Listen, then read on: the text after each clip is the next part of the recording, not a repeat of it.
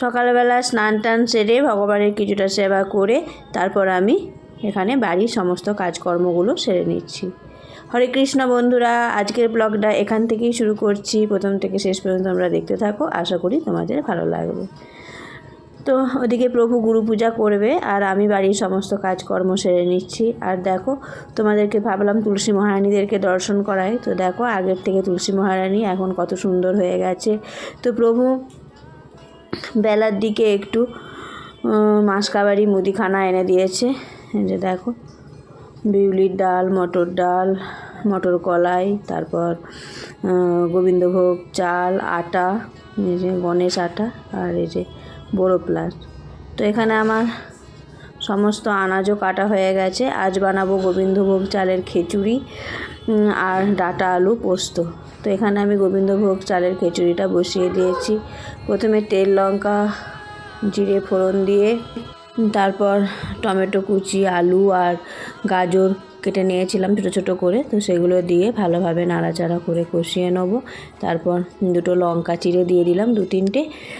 তারপর আদা বাটাটা দিয়ে দিলাম। এবার হলুদ গুঁড়ো, জিরে গুঁড়ো, ধনে গুঁড়ো অল্প অল্প করে দিয়ে ভালোভাবে মশলাটা কষিয়ে নেব। কষানো হয়ে গেলে তারপর মটরশুঁটিগুলো দিয়ে দেবো। মটরশুঁটিগুলো কষিয়ে নিয়ে তারপর এখানে গোবিন্দভোগ চাল আর মুগ কলাই আর মুগ ডাল একসঙ্গে ধুয়ে নিয়েছিলাম, সেগুলোই দিয়ে দিলাম। তো এই গোবিন্দভোগ চালে বেশি কিছু সবজি দিলে ভালো লাগে না, যেমন শিম, পালং শাক এসব দিলে অতটা ভালো লাগে না। গোবিন্দভোগ চালটা অল্প কিছু সবজি দিয়ে, যেমন ফুলকপি, আলু, ফুলকপিও দেবো, ফুলকপিগুলো ভেজে রেখেছি, ফুলকপিও দেবো। তো কষিয়ে নিয়ে আর ঢাকা দিয়ে দিলাম।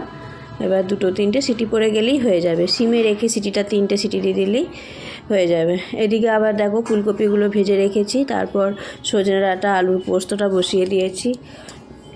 ওগুলো রান্নাগুলো হোক, এদিকে আমি সমস্ত মুদিখানাগুলো ভালোভাবে গুছিয়ে নিচ্ছি। দেখো, শুকনো লঙ্কাগুলো ডিবের মধ্যে নিয়ে নিলাম।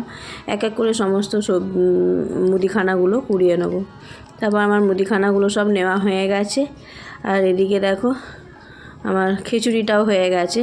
তারপর জল শুকিয়ে গিয়েছিল, অল্প জল দিয়ে আর ফুলকপি দিয়ে নাড়াচাড়া করে নিলাম, কারণ একদম শুকনো শুকনোটা ভালো লাগবে না।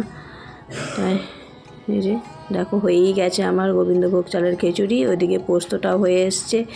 তো পোস্তটা বেটে নিয়ে তারপর ওর মধ্যে দিয়ে দেবো, তাহলেই হয়ে যাবে সজনে ডাঁটা আলুর পোস্ত। তারপর গরম গরম ভগবানকে ভোগ নিবেদন করব।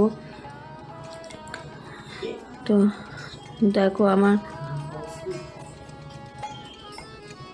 রান্না প্রায় হয়ে এসেছে। তো ফুলকপিটা দিলাম বলে খিচুড়িটা একটু ফুটতে দিয়েছি। খিচুড়িটা একটু ফুটুক। আর এদিকে আমি আরতি করেছিলাম, তো আরতির বাসনগুলো সব ধুয়ে নিচ্ছি। আজকে আবার বেসিনটা খারাপ হয়ে গেছে। তো বেসিনটা মানে ময়লা জমে গিয়েছিল, তার জন্য পরিষ্কার করতে যেয়ে পাইপটা ফেটে গেছে। তো আমি বাইরে গিয়ে আর সমস্ত বাসনগুলো ধুয়ে নিয়ে চলে এলাম। আর আরতির বাসনগুলো সব উবুর করে রেখে দেবো।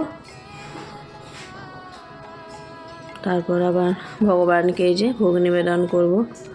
গোবিন্দভোগ চালের খিচুড়ি আর সজনে ডাঁটা আলুর পোস্ত থালায় বেড়ে নিচ্ছি। 1 গ্লাস জল দেবো। তারপর প্রত্যেকটা আইটেমের ওপর তুলসীপত্র দিয়ে ভগবানকে নিবেদন করব। আজ এ পর্যন্তই, দেখা হবে পরের একটি নতুন ভিডিওতে। হরে কৃষ্ণা, শ্রীলা প্রভুপাদ কি জয়, হরি বল।